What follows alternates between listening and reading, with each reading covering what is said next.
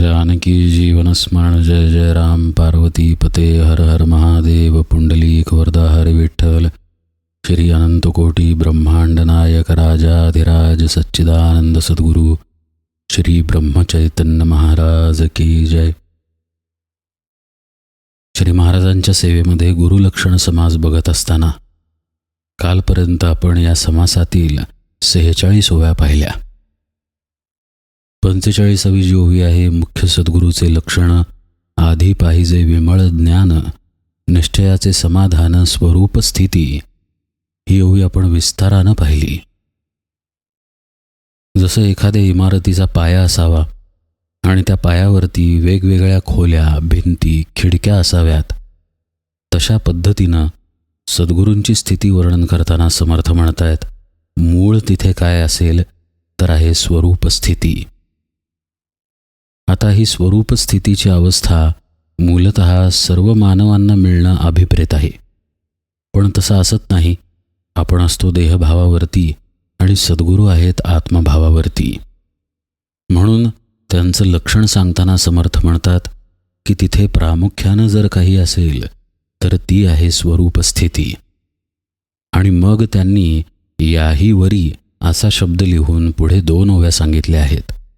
त्यापैकी काल एक ओवी आपण पाहिली, याही वरी वैराग्य प्रबळ, वृत्ती उदास केवळ, विशेष आचारे निर्मळ स्वधर्मविषयी.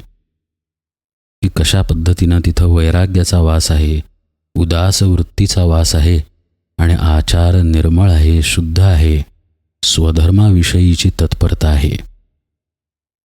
म्हणजे स्वरूप स्थितीच्या बाजूनं असलेल्या या गोष्टी आहेत, पण त्या एकत्रितपणे सद्गुरूंच्या ठिकाणी दिसून येतात, हे समर्थ आपल्याला सांगतायत. आता आपण त्यापुढची 47वी ओवी पाहूया. याही वरी अध्यात्म श्रवण, हरिकथा निरूपण, जेथे परमार्थ विवरण निरंतर. ही ओवी सुद्धा अत्यंत महत्त्वाची आहे. सद्गुरूंच्या ठिकाणी आढळणाऱ्या या गोष्टी आहेत. तिथे काय असतं? अध्यात्म श्रवण घडतं. आणखीन काय असतं? हरिकथा निरूपण केली जाते आणि परमार्थाचं विवरण केलं जातं, आणि तेही निरंतर. एक व्यक्ती आहे, तिला आत्मसाक्षात्कार झालेला आहे, म्हणजे ती सद्गुरू असते असं मुळीच नाही. श्री महाराज एके ठिकाणी म्हणतात की स्वतःला आत्मसाक्षात्कार झाला असेल तर तो आहे सत्पुरुष. मात्र त्याला दुसऱ्याला आत्मसाक्षात्कार घडवून देण्याचं सामर्थ्य असत नाही. जर ते सामर्थ्य असेल तर ती व्यक्ती आहे संत किंवा सद्गुरू. सद्गुरूंमध्ये ही क्षमता आहे की समोरच्यालाही आत्मसाक्षात्कार घडवून आणावा. अर्थात हे घडण्यासाठी समोरचा जीव परमार्थ प्रवण व्हायला पाहिजे ना. आपण सर्व आहोत बहिर्मुख. आपलं लक्ष बाहेरच आहे. इंद्रियांच्या माध्यमानं आपली विषयांकडची धाव अखंड सुरू आहे. मग आपण आत वळणार कसे, हा मुख्य प्रश्न आहे. तर त्यासाठी पहिली गोष्ट जर आवश्यक असेल तर ती आहे श्रवण. म्हणून नवविधा भक्तींमध्ये सुद्धा पहिलं श्रवणच आहे. श्रवण हेच एक माध्यम असं आहे की ज्या अंगानं साधक पहिल्यांदा अंतर्मुख होतो. खरं म्हणजे साधक तो पुष्कळ नंतर होतो. आपण असं म्हणू की तो जीव अंतर्मुख होतो, त्याची सुरुवात श्रवणामधून होते. समर्थ म्हणतात, सद्गुरूंच्या ठिकाणी हे श्रवण प्रामुख्यानं घडतं. याही वरी अध्यात्म श्रवण. कारण ते स्वतः निरूपण करतात म्हणून आलेल्यांना श्रवण घडतं. आणि अर्थातच ते स्वतःही त्या श्रवणामध्ये राहतात. कारण मुळात मी कुणीतरी ज्ञानी आहे, मी पोचलो, मला सगळं साध्य झालं, या पद्धतीच्या जाणीवेमध्ये ते असतच नाहीत. ते सुद्धा शिष्यभावामध्येच असतात. त्यामुळं ते सुद्धा श्रवण करत असतात आणि त्यांच्या निरूपणानं जमलेल्या जीवांनाही श्रवण भक्ती घडते. आता हे घडणं आवश्यक आहे, कारण जोपर्यंत श्रवण घडणार नाही तोपर्यंत बहिर्मुखता अंतर्मुखतेमध्ये परावर्तित होणार नाही. कधीतरी जीवाला हे कळावं लागतं की त्याचं खरं हित कशामध्ये आहे. त्याचं आत्महित नक्की कुठे आहे? देव म्हणजे काय, आपण म्हणजे काय, आपलं अस्तित्व काय आहे, या चराचराचं संसाराचं अस्तित्व तरी काय आहे, माझ्या जन्माला काय अर्थ आहे, माझ्या मृत्यूला काय अर्थ आहे, आणि जन्म मृत्यू या दोन टोकांच्या मध्ये जे जीवन आहे त्या जीवनाला तरी काय अर्थ आहे?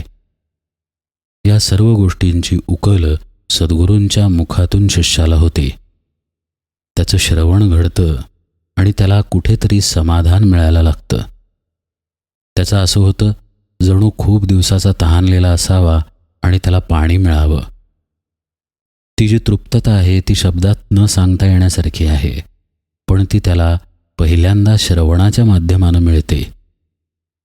ते जे श्रवण होतं ते त्याच्या आत जाऊन कुठेतरी बसतं. तो त्याच्यावरती चिंतन करतो, मनन करतो, आणि नंतर त्याच्यामध्ये अशी स्फूर्ती म्हणा, प्रेरणा म्हणा उत्पन्न होते की आपले सद्गुरू जो उपदेश करत आहेत ते ज्ञान मिळवण्यासाठी आपण काहीतरी केलं पाहिजे. सद्गुरू तर म्हणतायत भगवंत बाहेर कुठे नाही, तुझ्या आतच आहे, किंबहुना तोच तू आहेस. तर मग मला तसा अनुभव का येत नाही आहे? ही शांती जर माझ्या आतच आहे तर या शांतीपासून मी लांब का आहे? मला या शांतीची गरज आहे, ती मला आता प्राप्त केली पाहिजे, अशा पद्धतीच्या वृत्ती उमटायला लागतात. आणि मग साधक सद्गुरूंना शरण जातो आणि त्यांच्याकडून उपदेश घेतो. म्हणजे हे सगळं काही घडलं त्याचं बीज आहे त्या श्रवणामध्ये. ज्या योगे त्या जीवाला हे कळलं की आपल्या भल्याचं काय आहे. म्हणून समर्थ म्हणतात सद्गुरूंचं ठिकाण हे असं आहे की जिथे अध्यात्म श्रवण घडतं आणि हरिकथा निरूपणसुद्धा केलं जातं. या आधीची जी ओवी आहे त्यामध्ये समर्थ म्हणाले होते, याहीवरी वैराग्य प्रबळ, वृत्ती उदास केवळ, विशेष आचार्य निर्मळ स्वधर्मविषयी. या सर्व गोष्टी या निरूपणामध्ये उतरलेल्या असतात.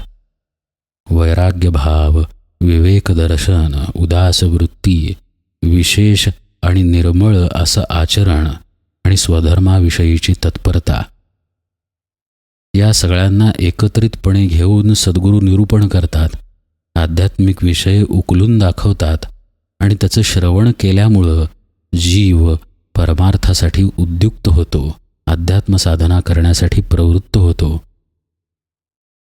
हे प्रवृत्त होणं गरजेचं आहे आणि या होण्यामध्येच त्या जीवानं गुरुपदेश घेण्याचं बीज आहे.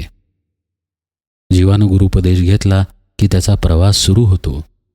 पण प्रवास जरी सुरू झाला तरी वेळोवेळी वेगवेगळी वळणं असतात. आपण समजा कोणत्या गावाला निघालो, याचा अर्थ त्या गावाला पोचलो असा होतो का? आज सकाळी मी पंढरपूरला निघालो, बरोबर आहे, पण मी कुठे आहे आणि पंढरपूर कुठे आहे यावरती सगळं अवलंबून आहे की मला किती वेळ लागेल, शिवाय रस्ता मी कोणता धरणार आणि कोणतं वाहन वापरणार. आंतरिक साधनेच्या बाबतीतही असंच आहे. हळूहळू दीर्घकाल निरंतरपणे नियमाने भक्तिपूर्ण अंतःकरणाने साधना केली की साधक मुक्कामापर्यंत आपल्या स्वरूपापर्यंत जाऊन पोचतो. पण हा प्रवास आहे खडतर, प्रसंगी घसरडा आहे, प्रसंगी काट्याकुट्यांचा आहे आणि अनेक वळणांचा आहे. कसं आहे, साधक म्हणून त्याचं एक स्वतंत्र जीवन असतं जे स्थूल सृष्टीमध्ये अस्तित्वात असतं आणि तो ते जगत असतो. आयुष्य जगत असताना वेगवेगळे विकार घेऊन आपण ते आयुष्य जगतो. आपल्याकडे मुळात 3 गुण आहेत, सत्व, रज आणि तम. या गुणांच्या आधारानं पण आपलं जीवन जगणं सुरू असतं. शिवाय आपल्या आत असलेले षड्रिपू वेगवेगळ्या कारणांनी बाहेर येतात आणि आपल्या हातून वेगवेगळी कर्मे घडत राहतात. या सगळ्या पसाऱ्यामध्ये आपल्याला आता साधनाही मिळालेली असते, तर त्या साधनेचा हात धरून आपलं दैनंदिन आयुष्य कसं जगायचं हे साधकाला कळावं लागतं आणि ते त्याला कळावं यासाठी त्याला मार्गदर्शन मिळणं गरजेचं असतं. म्हणून सद्गुरूंच्या ठिकाणी आढळणारी तिसरी महत्त्वाची गोष्ट म्हणजे परमार्थ विवरण. पारमार्थिक विवरण अत्यंत महत्त्वाचं आहे. जितकं निरूपण आवश्यक आहे तितकंच परमार्थ विवरणसुद्धा आवश्यक आहे. सद्गुरुपदिष्ट साधनेबद्दलचं विवरण साधकाला पदोपदी मदत करतं. आपण योग्य मार्गावरती आहोत का, असू तर कशा पद्धतीनं असू, आणि नसू तर आपल्यात काय सुधारणा अपेक्षित आहेत, हे सगळं मार्गदर्शन सद्गुरू करतात. किंबहुना समर्थ म्हणतायत, अशा पद्धतीचं मार्गदर्शन जिथं उपलब्ध आहे, आणि अर्थातच जिथं श्रवणही उपलब्ध आहे आणि निरूपण निरंतर सुरू आहे, ते स्थान सद्गुरूंचं आहे. याही वरी अध्यात्म श्रवण, हरिकथा निरूपण, जेथे परमार्थ विवरण निरंतर. आणखी काय आहे तिथे? समर्थ पुढे म्हणतायत पहा, जेथे सारा सार विचार, तेथे होये जगदोद्धार, नवविधा भक्तीचा आधार बहुत जनासी. एक गोष्ट लक्षात घ्या, परमार्थ हे शास्त्र आहे, अध्यात्म हे शास्त्र आहे. साधनेला काहीतरी शास्त्राधार आहे, काहीतरी कृती आहे, आणि त्या कृतीनुसार अखंडपणे साधना अविरतपणे चालू आहे. अनेक पूर्वसुरींनी त्यामध्ये साधना करून आत्मसाक्षात्कार संपादन केलेला आहे. परंपरागत असलेलं हे सद्गुरुपदिष्ट ज्ञान साधकाच्या समोर सद्गुरू ठेवतात, तेव्हा त्या ज्ञानाला आधार आहे.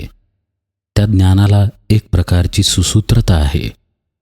मनात आलेली साधना ते सांगत नाहीत, जी परंपरेनं आलेली आहे तीच साधना ते साधकांसमोर ठेवतात. नवविधा भक्तीचं सुद्धा शास्त्र आहे. श्रवण, कीर्तन, विष्णुस्मरण हा जो क्रम आहे, त्या क्रमाला महत्त्व आहे. आपण नवविधा भक्ती समास बघितला त्यावेळी प्रत्येक विषय विस्तृतपणे पाहिलाय. पण या साधनेला जे शास्त्र आहे, त्या शास्त्राबाहेर सद्गुरू उपासना सांगत नाहीत. समर्थांचे शब्द आहेत, नवविधा भक्तीचा आधार घेऊन तिथे उपासना सांगितली जाते, मार्गदर्शन केलं जातं. तिथे काय आहे तर सारासार विचार आहे, आणि तिथे जगदोद्धार आहे, असं समर्थ म्हणतायत. सार अर्थातच आत्मस्वरूप आहे, आणि असार हा अर्थातच प्रपंच आहे, आपलं जीवन आहे, देह आहे, जो आसार आहे. आसारामध्ये राहून साररूप परमात्म्याला प्राप्त करून घेणं ही वाटते तितकी सोपी गोष्ट नाही. सद्गुरूंच्या कृपेनं हे शक्य होतं, पण त्यासाठी साधकाच्या अंतःकरणावरती सारासार विचार बिंबावा लागतो. आणि म्हणून या सारासार विचाराचं विवरण सद्गुरूंच्या ठिकाणी असणं आवश्यक असतं. नाहीतर शिष्याला सारासार भेद कळणार कसा? सार काय निवडायचं आहे याचं ज्ञान शिष्याला येणार कसं? तो मार्ग सद्गुरू दाखवतात, कारण ते सारासार विषयीचं प्रतिपादन त्याला करतात.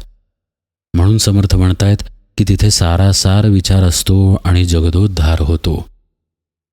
जसं एक एक वीट मिळूनच भिंत बनलेली असते, एक एक वाळूचा कण बनूनच वाळूचा ढिगारा बनतो, तसा जगाचा जो परिणाम आहे, तो परिणाम एक एक मनुष्य मिळूनच तयार झालेला आहे, एक एक जीव मिळूनच तयार झालेला आहे.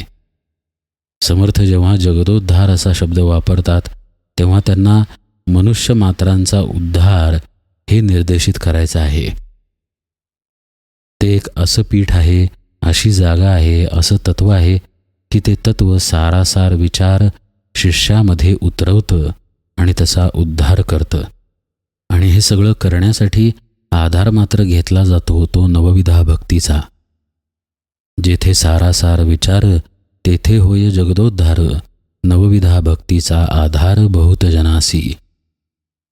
म्हणून समर्थ पुढे म्हणतायत, म्हणून नवविधा भजन, जेथे प्रतिष्ठले साधन, हे सद्गुरूचे लक्षण श्रोती ओळखावे.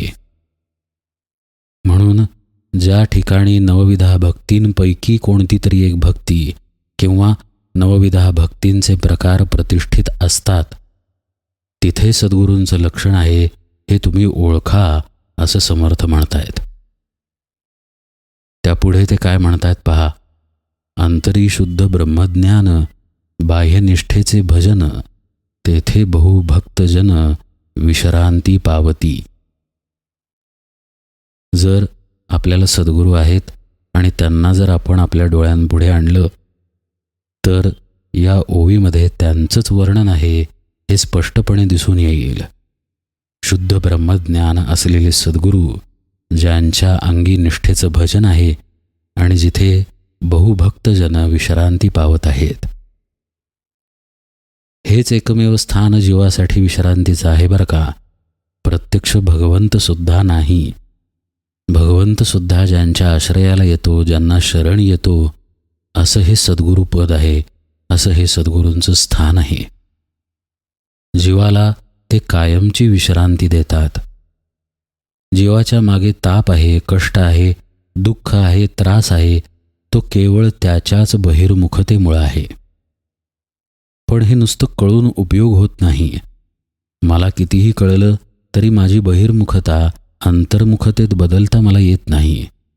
तिथे सद्गुरूंनी हात द्यावा लागतो. तेव्हा साधक स्वतःच्या अंतरंगामध्ये शिरतो. आत शिरल्यानंतर अर्थातच आत कोण आहे, तर आपलं आत्मस्वरूप आहे. आणि आत्मस्वरूपाचं लक्षण आहे शांती, आनंद, समाधान. हे अनुभव मग त्याला आत येतात आणि त्याच्या लक्षात येतं की आपल्याला समाधान, शांती वगैरे जे मिळत होतं ते बाहेर मिळत होतं इंद्रियांच्या माध्यमानं, जे की खरं नव्हतं. खरी शांती, समाधान इंद्रियांशिवाय आपल्याच आत आहे. आणि मग तो जीव शांत होतो, विश्रांती पावतो. असं विश्रांती देणारं स्थान म्हणजे सद्गुरू आहेत, ज्यांच्या ठिकाणी शुद्ध ब्रह्मज्ञान आहे आणि बाह्य निष्ठेचं भजन आहे. बाह्य म्हणजे बाहेर, बाहेर भजन आहे आणि आत ब्रह्मज्ञान आहे. याचा अर्थ काय?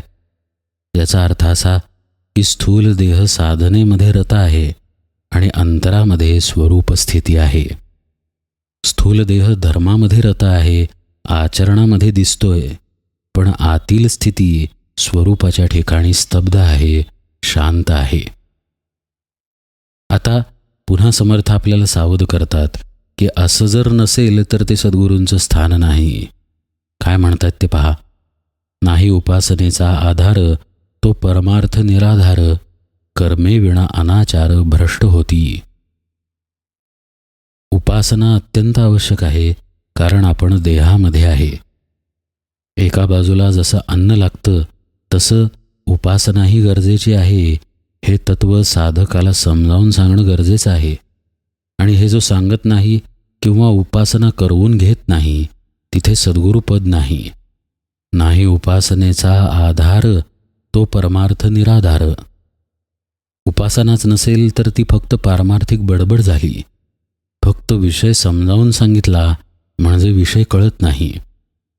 गोंदवलेकर महाराजांच्या प्रवचनात श्री महाराज एके ठिकाणी म्हणतात की स्वयंपाक शिकण्याच्या शाळेत ती मुलगी गेली. मग शाळेत गेली, पुस्तक वाचलं म्हणून स्वयंपाकाला नाही. स्वयंपाक प्रत्यक्ष केल्यानंतरच येतो आणि बरं तो केला म्हणून पोट भरत नाही. प्रत्यक्ष घास तोंडात घातला की पोट भरतं. तसं जर उपासना नसेल तर परमार्थाचं फक्त वाचन झालं, फक्त खाद्यपदार्थाची कृती झाली. कृती वाचून किंवा सांगून जसा पदार्थ तोंडात पडत नाही, तसं जोपर्यंत उपासनेचा आधार नाही आणि परमार्थाचं आचरण नाही, तोपर्यंत तसा परमार्थ निराधारच आहे. कारण तिथं असतं आवश्यक ते उपासनेचं, साधनेचं कर्म. आणि ते जर नसेल तर कर्मे विना अनाचार भ्रष्ट होती, असं समर्थ म्हणतायत. म्हणून सद्गुरूंचं स्थान कसं असावं? समर्थ म्हणतायत पहा. म्हणून ज्ञान, वैराग्य आणि भजन, स्वधर्म कर्म आणि साधन, कथा, निरूपण, श्रवण, मनन, नीती, न्याय, मर्यादा. किती गोष्टी क्रमवार समर्थांनी सांगितल्या पहा. ज्ञान पाहिजे, हे मूळ पहिला. कसलं ज्ञान? अर्थातच आत्मज्ञान. म्हणजे आत्मज्ञानाचा पाया पाहिजे. त्या पायावरती वैराग्य पण पाहिजे, शिवाय भजन पाहिजे. स्वधर्म कर्माबद्दल तत्परता पाहिजे, त्या कर्माचा आदर पाहिजे, सन्मान पाहिजे आणि त्याच्या जोडीनं साधन पाहिजे.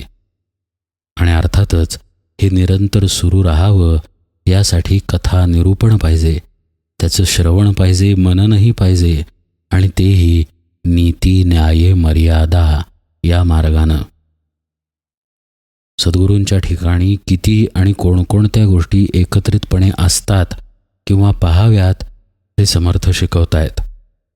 कोणतीही एक गोष्ट अर्धवट अशा पद्धतीनं सद्गुरूंपाशी असत नाही. फक्त साधन आहे पण स्वधर्म कर्माचरण नाही असं सद्गुरूंपाशी नसतं. श्रवण आहे, निरूपण आहे, पण वैराग्य नाही आहे, भजन नाही आहे असं नसतं. वैराग्य आहे, भजन आहे, पण निरूपण श्रवण नाही आहे असंही नसतं. नुसतंच ज्ञान आहे, पण त्या ज्ञानाबद्दलचं निरूपण, त्या ज्ञानाबद्दलची उपासना सांगणं हा प्रकार नाही, भजन नाही असंही नसतं. सद्गुरूंचं स्थान या सर्व गोष्टींना एकत्रितपणे घेऊन जातं. वैराग्य आहे, भजन आहे, स्वधर्म कर्म आहे, शिवाय साधनही सांगितलं जातंय आणि अर्थातच तिथं श्रवणही घडतं, निरूपण केलं जातं आणि नीती, न्याय, मर्यादा हे सांभाळून केलं जातं. आणि अर्थातच या सगळ्याचा पाया असतो ते म्हणजे ज्ञान, शुद्ध स्वरूप स्थिती. या सर्व गोष्टींना एकत्रितपणे सद्गुरूंच्या ठिकाणी पाहावं असं समर्थ सांगतात. आणि शिवाय या सर्व गोष्टी एकत्रितपणे असतील ते स्थान सद्गुरूंचं आहे असंही ते सांगतात. पुढे ते म्हणतायत ते अत्यंत महत्त्वाचं आहे. यामध्ये एक उणे असे तेणे ते विलक्षण दिसे, म्हणून सर्वही विलसे सद्गुरूपासी. आपण आत्ता जे पाहिलं तेच त्यांनी एका ओवीमध्ये मांडलं. या सर्व गोष्टींमधलं एक जरी नसेल तरी ते विचित्र दिसतं, तरी ते सद्गुरू लक्षण ठरत नाही. सर्व काही पाहिजे तिथे. विमळ ज्ञान पाहिजे, वैराग्य पाहिजे, भगवत भजन पाहिजे, सगुण भक्ती पाहिजे, स्वधर्म कर्माबद्दलचा आदर पाहिजे, आचरण पण पाहिजे. ईश्वर प्राप्तीचं साधन सांगितलं गेलं पाहिजे. ते साधन करताना येणाऱ्या अडचणी सोडवल्या गेल्या पाहिजेत. त्यासाठी निरूपण पाहिजे, विषयाचं म्हणजेच परमार्थिक विषयाचं विवरण पाहिजे. त्याचं श्रवण तिथं घडलं पाहिजे आणि शिवाय मनन, चिंतन हेही घडलं पाहिजे. इंद्रिय दमन तिथं शिकवलं गेलं पाहिजे. नीती, न्याय, मर्यादा हे सर्व काही सांगितलं गेलं पाहिजे. समर्थ म्हणतायत यात एकही उणा असेल, यात एकही कमी असेल, एकही लक्षणाची कमतरता असेल तर ते विलक्षण आहे. विलक्षण म्हणजे विपरीत आहे, तर ते सद्गुरूंचं स्थान नाही. म्हणून सर्वही विलसे सद्गुरूपासी असं ते म्हणतात. याही पुढे समर्थांनी अजून वर्णन केलेलं आहे. ते मात्र आपण यथावकाश पाहूया. आज निरूपण सेवेला इथेच विराम देतो. जानकी जीवन स्मरण. जय जय राम.